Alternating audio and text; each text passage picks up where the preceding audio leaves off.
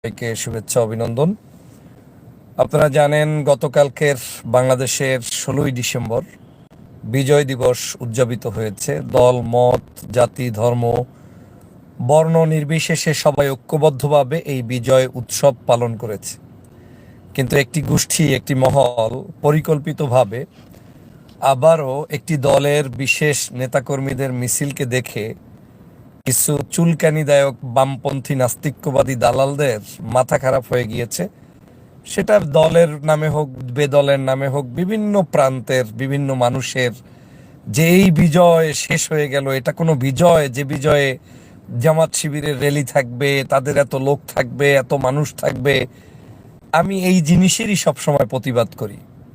এই দেশে যদি একজন ল্যাংটা মানুষের চলাফেরার অধিকার থাকে, এই দেশে একজন জুব্বাওয়ালা, দাড়িওয়ালা, টুপিওয়ালারও চলার অধিকার আছে। তার চলার অধিকারকে যখন